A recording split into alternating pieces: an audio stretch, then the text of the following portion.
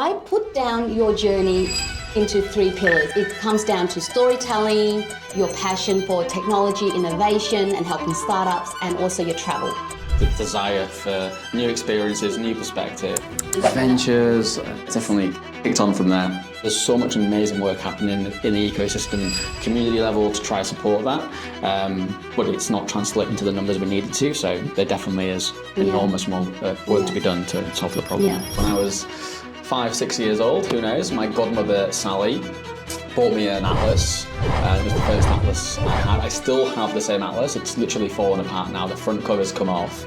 But I literally would just pore over this thing and sit and dream and have this wanderlust. Most people sit there and go, I'm going to create a business. Then they have to go through, what's the name going to be? How do I get an audience? I had the opposite.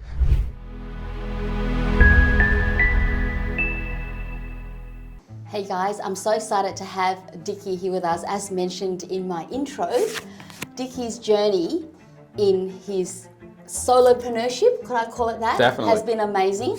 So welcome, Dickie, to the podcast. We have so much to ask you, but I know we can't keep you here all day. But I wanted to launch into, I sort of went into your whole journey on social media. That's where you start to get to know someone. I've met you once at the pitch night. We'll talk about that as well. But tell us, I put down your journey into three pillars, and it's probably a bit wide that way. But it comes down to storytelling, your passion for technology, innovation, and helping startups, and also your travel. So I'm going to start off. How did you get into, has travel been something that you loved all your life? I think you've nailed the three pillars, firstly, Natalie. Well done, love it. Social media does work, it turns out, in terms of finding out about someone. But yes, I always tell the story, when I was 5-6 years old, who knows, my godmother Sally bought me an atlas. It was the first atlas I had. I still have the same atlas. It's literally fallen apart now. The front cover's come off. But I literally would just pore over this thing and sit and dream and have this wanderlust. Oh, so you started that young? Yeah, so young. And I think by the age of 8 years old, I could tell you every capital city in the world, every flag. I still can. It's one of my specialist sort of general knowledge things when I do trivia. And I just dreamed about going to all these places. And I grew up in a small village, working class family in the north of England. Single mom, and so for me, I just always imagined I'd be somewhere else in the world, and I wanted to travel, and it's been a true north for me, I guess, in everything I've done since. That's amazing, and I saw that when you were a teenager, you went to South America. I did. Did that shape your independence? Yes, that trip? I was 18 years old, and I did 6 months in South America, and I definitely was... By yourself? Yeah. All by yourself, 6 months. Awesome. So I joined a tour for about 2 or 3 months at that time. My mum made me. Otherwise she was like... because the safety thing. Yeah, literally. And, but yeah, it was solo travel, and I definitely was not ready for spending 6 months in South America at 18. I grew up there.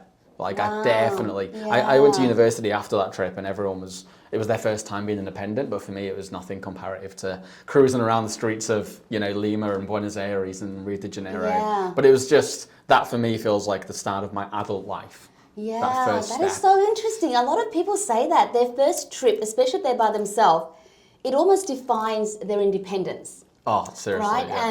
And if I were your mum back then, I would have sent a message every 2 hours. Was that what she said? I remember she dropped me off at Leeds train station in the north of England. I was getting the train down to London. I remember her turning to me and saying, "Can I ask you a favour?" And I was like, "Yeah." She was like, "Please make sure you come back.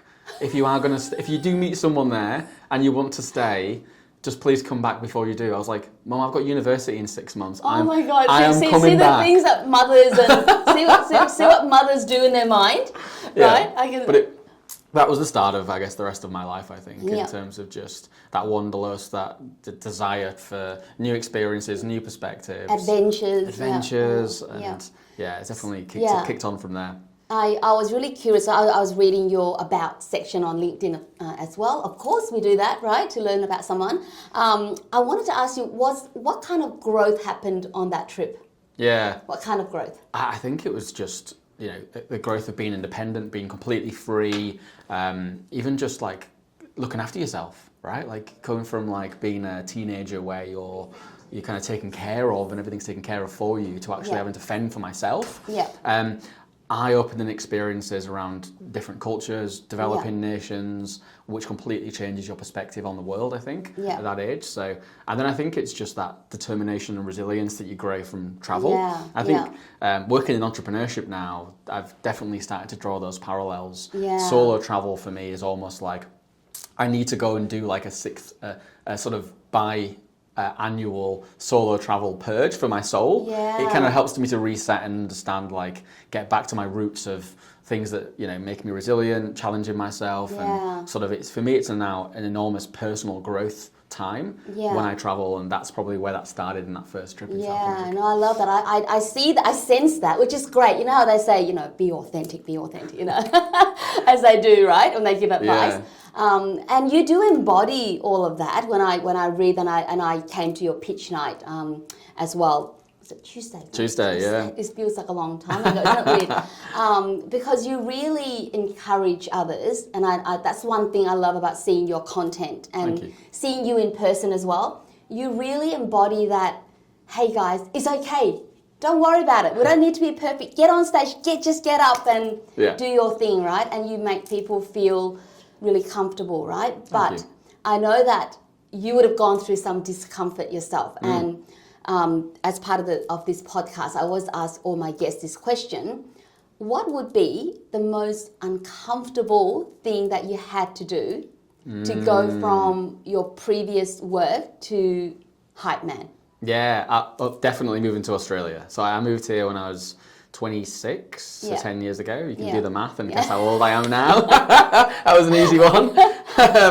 I went from being, so I was a lawyer back in the UK for a couple of years, and then I was in the British Army, trained to be an officer, and just life changed.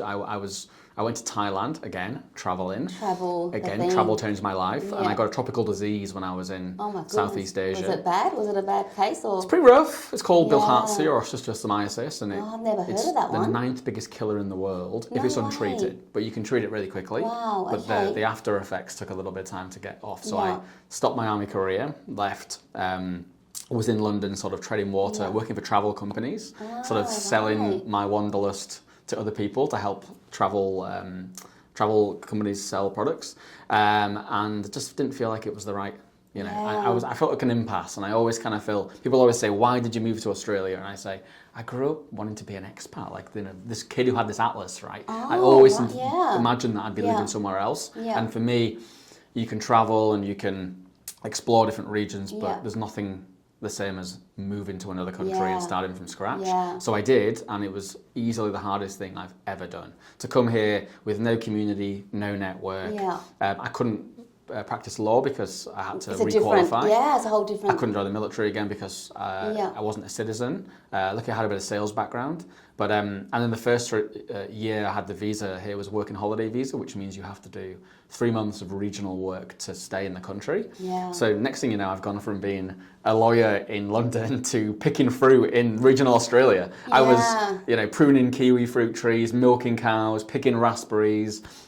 Sitting there thinking, why am I doing this? I spent 4 years at law school, and then going through kind of, there's a little bit of prejudice, I think, around backpackers when in Australia. It's getting a little bit better now, but moving here, it was almost like people just assumed that I was unqualified because I wasn't Australian.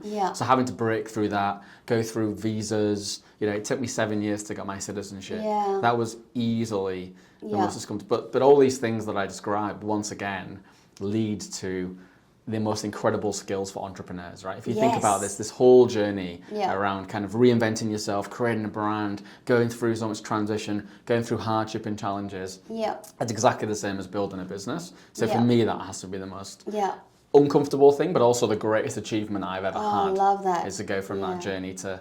Thanks for sharing that, because I know that whenever you are trying to establish yourself in a new country, because my parents were refugees, my parents were from the war.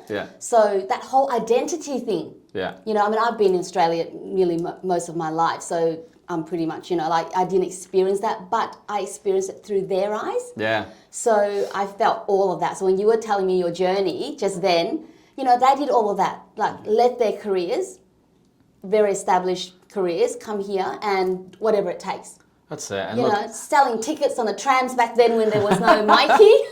I saw solar panels door to door. Yeah. I was door knocking around Melbourne selling solar panels, been like, what am I doing here? Like, you know. Yeah. But I knew in the moment it was experiences, it was life lessons, it was. Yeah. And look, I've got to say, I've got to admit, like compared to your parents, I had enormous privilege, right? I'm still an Anglo man who speaks English, so it was hard, but it's not too hard to assimilate from London to Australia. Yeah. That was hard. And language-wise, it's okay. Yeah, that felt like really hard for me. So I can't even imagine how hard it is for people who come and speak a second language, or people of colour, or come from a completely different cultural background. Like my partner's, my fiance, should I say, is Indian, and so she moved here about a year after I did, and we only met 3 years ago. Yeah. But when she tells the story of how she first came over, it sounds so much more challenging than it was for me to have to deal with different languages and different foods and different customs. And so, for me, that was definitely the biggest change. And I know that those areas are also things that you really value. Yeah. You know, like helping people are like in the sort of minority wise, I guess, in terms of like being a little bit underrepresented. Definitely. In the main media stream, or in the main sort of even careers, right? Oh, 100%. I think it's so important to use that position of kind of privilege, I guess, that I initially came from, to then having worked really hard to get some sort of influence, or have a platform to be able to make impact. It's really important for me to then kind of make sure that everyone else has equal opportunity across minority sectors. I guess I grew up with a single mum, so I grew up not feeling like I had privilege. Like I was bullied at school for having a single mum. And you felt that? Felt that. Yeah. Felt that really hard, and then moving to Australia again, felt that a little bit when I was a migrant, and felt different. And so even though I've got this, I say like you're a lawyer and you've got all of that, but and even though I'm like I say, I've got this straight white man privilege, I still kind of hyper aware of what it is to have some sort of, I guess, minority, not to be in the minority, or have some sort of lack of equity because of those experiences. And even watching my mum growing up, seeing how she was kind of treated as a single parent and everything she had to do, and so hyper aware of making sure that like wherever I can to try use any influence or platform I have to support the people. Yeah, no, I love that. And I coming from Goldman Sachs Asset Management, which is, they do tell me you are probably not in the right category for success. I mean, they implied it, right? You're not 6 foot tall, you don't have blue eyes, you're not a guy, all of that. Like, I was told a few times. That's terrible. Yeah, and like, you can probably tell my age. I'm from a few years back, X-Gen, Gen X, so it's like, you can tell, we get all of that, right? And back, it's not that long ago, but back then it was worse. Yeah, wow. Right. We are getting better. We are getting better. I think in my industry now, and the sort of startup industry now, it's still worlds away what it needs to be. Yeah. But you referenced the event I was hosting on Tuesday. I had an open pitch night for the audience, which we basically invited anyone to come who's an entrepreneur to talk about their idea, whether you've got an amazing business or whether you've just got an idea you've just started out on.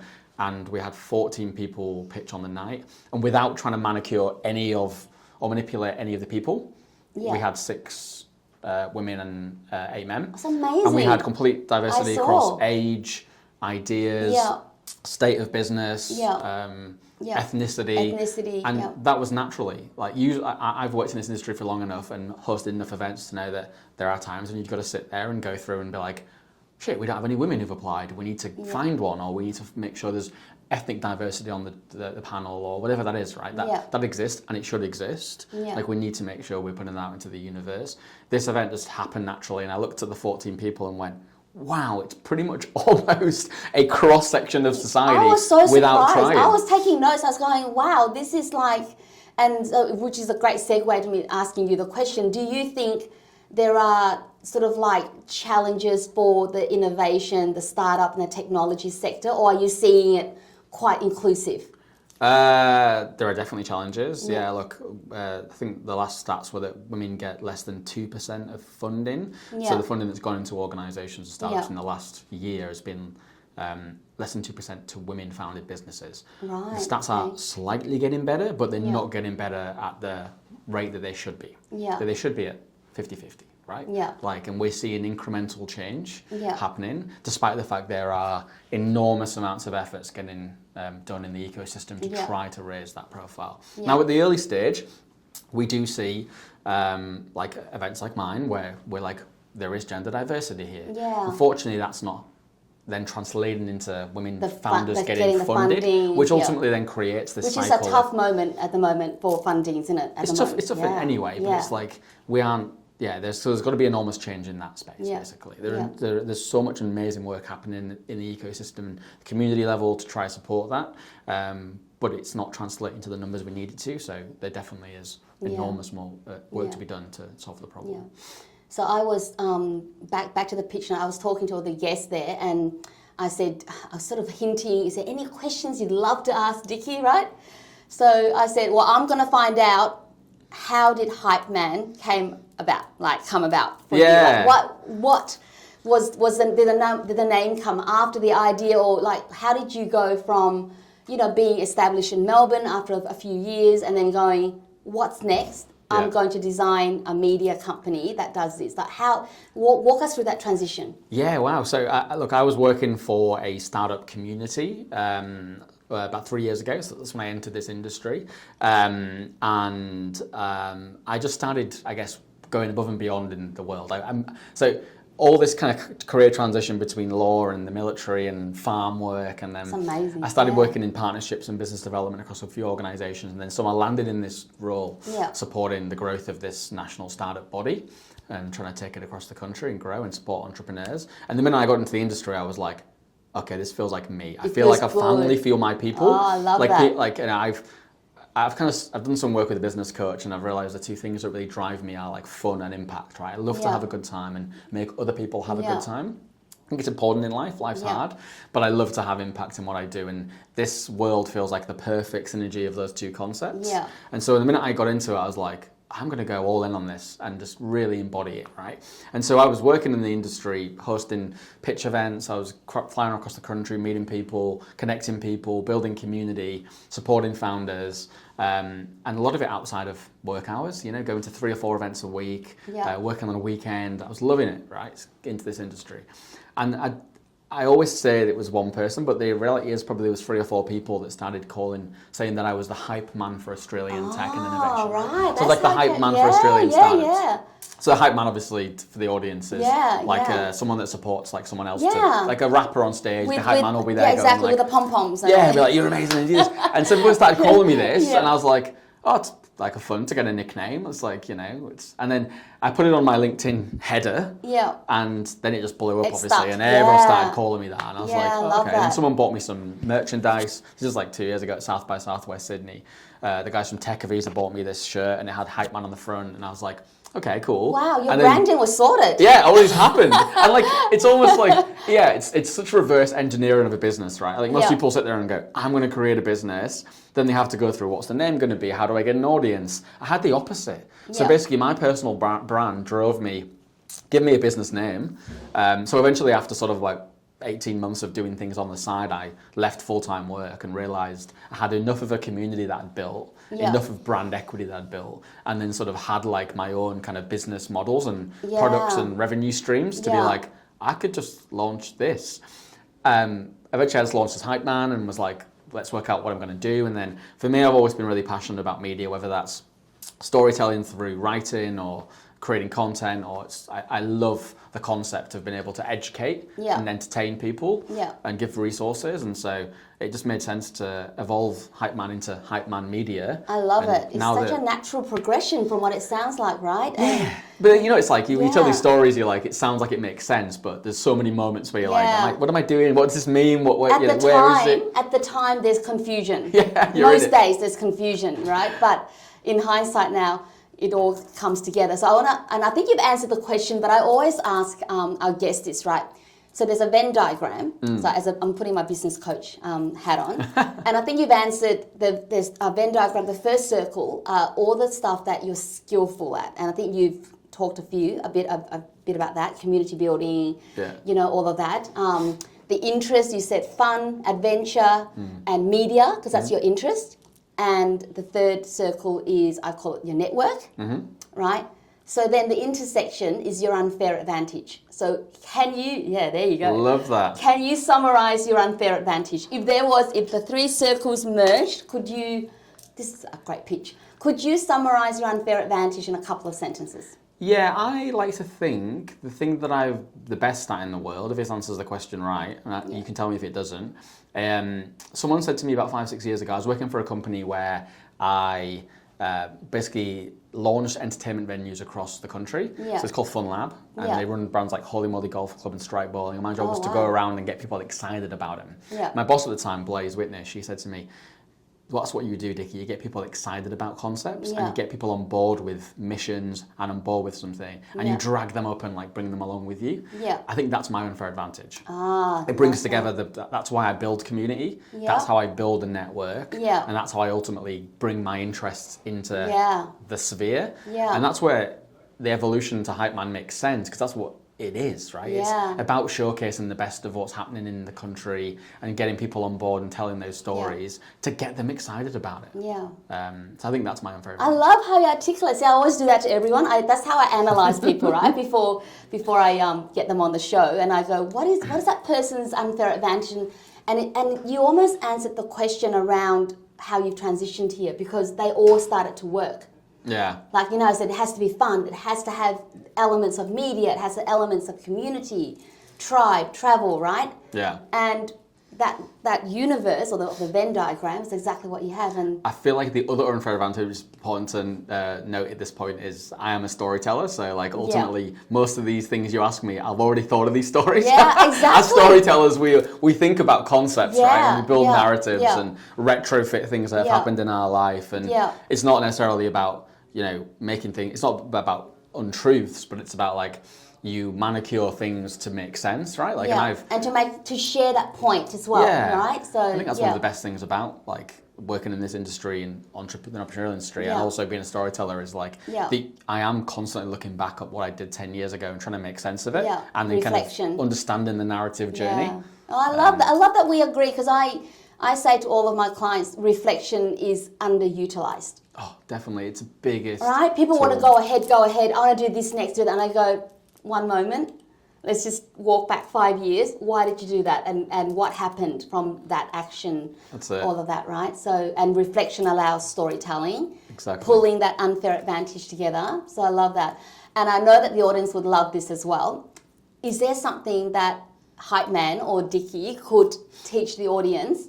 It could be a powerful tool, could be a powerful message in about 30 to 60 seconds. Is there something you could teach us? Yeah, look, I do a lot of workshops around personal branding. People always want to ask me kind of how did you build a personal brand? Yeah. If I ever get asked this by someone and say, what's the number one thing I can do straight away? I tell everyone to go out and talk to 20 people in their network. Yeah. And I'm talking about like across completely broad spectrum. So, friends, family, peers.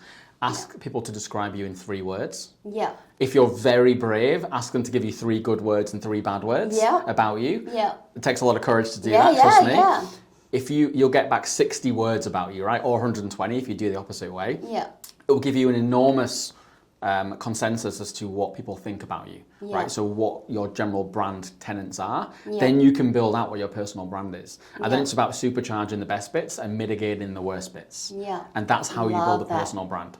Love that. Oh, that's how you start to do it. There's so much more to it, but that's initially a really good point. And I probably do it every 3 months with my network. I'll be like, hey, what's the perception of me right now? Oh, so it's a repeated process. Absolutely. Wow, what a tool. Because it evolves over time, right? And that's another great thing is if someone says to you, Dickie, what do you do? I've seen you online. What do you do? You turn around to someone and say, what do you think I do? Yeah. You get a live feedback about brand perception. Yeah. And then you actually get like, it's like asking your customers, right, for feedback. So I think like, they're my tips around if you want to start thinking about what your personal brand tenets are. The minute you know what your core brand tenets are, and we talked about mine today already a few times, it's so much easier then to lean into those, and then the impact you have is just enormous, right? It's like having it's like having your career path lined out. If it's all lined out, you know where you're moving towards. Or if you're all kind of in the midst of not knowing, you're not as impactful and not as effective, right? Yeah, so I love that. That's my advice. Now, you said to mitigate some of the developmental points. I love that phrase.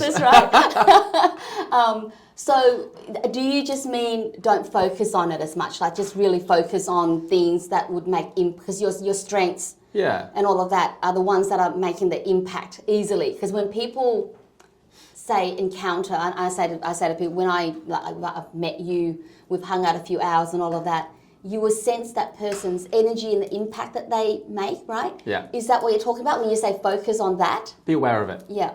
I'd say be aware of it, right? Like I think a lot of our characteristics as people are ingrained and they're extremely hard to change, right? Yeah. But you can absolutely mitigate little things that you know that you're maybe not that great at doing. Yeah. I'll give an example. Like I think that sometimes I can talk too much, right? So I'm conscious of that, and I know that exists. I love to talk and communicate, but it's to people who maybe don't speak that as quick or easy to grab concepts or whatever, or just have a different communication style to me.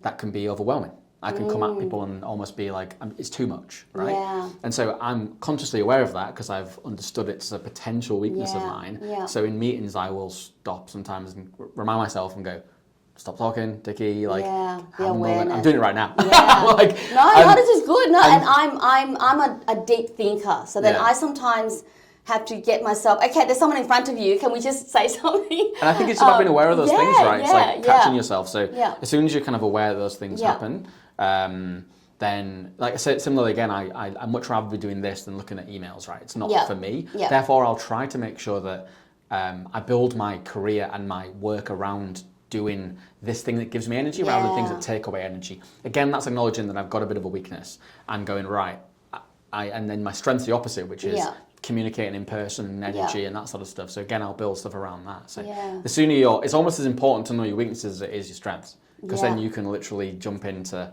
either side and kind of plan your work life, whatever it is, accordingly. Yeah, I love that. Part of when I first start with a client, I work a lot with startups and people that are transitioning, usually from a 9 to 5. Not to say that we are, dissing the 9 to 5, because it's very valuable. Of course. And it keeps the stability, all of that your growth and all of that.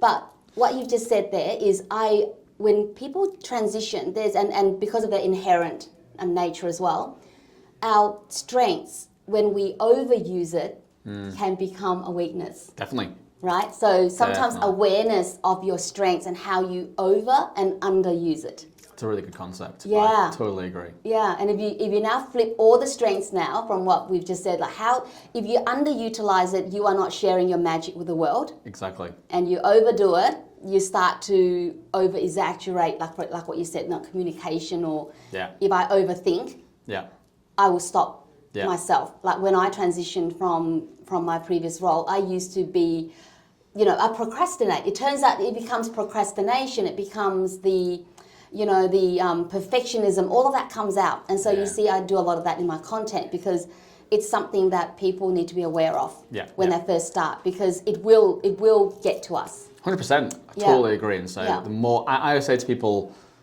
look, I'm a stickler for 2 words, but the word why and purpose. Yeah. And again, it comes back to the storytelling, right? Yeah. But I will ask anyone, the minute they ask me for any support on anything, I'm like, what, why? Like, what is your purpose for doing this? And a lot of times people struggle to have that really hard conversation with themselves. Yeah. But I think that kind of feedback or reflection loop is an incredible thing to be able to grow. I think I grew it in the British Army initially, because feedback there is pretty black and white, right? Yeah. If you're bad at something, there's no grey. They will tell you you're bad at it. There's no grey. They will literally. They used to publish reports on, you had 100 people in a class and you'd do an exercise, and on a wall the next day there'd be 1 to 100 listed how good you were. Yeah. You'd come in and be like, I was 100 on that. That was terrible. Yeah. Or if you did something bad. Was it that? Yeah. Because there's no room for being emotionally, kind of hurt by it. You have to look at it and just go, I need to get better. I'm not good at that. So I struggled transitioning, being today's subject. I struggled a little bit with transitioning into the corporate world because I expected that I could tell someone if they were bad at their job. Yeah. They're like, you're doing a bad job.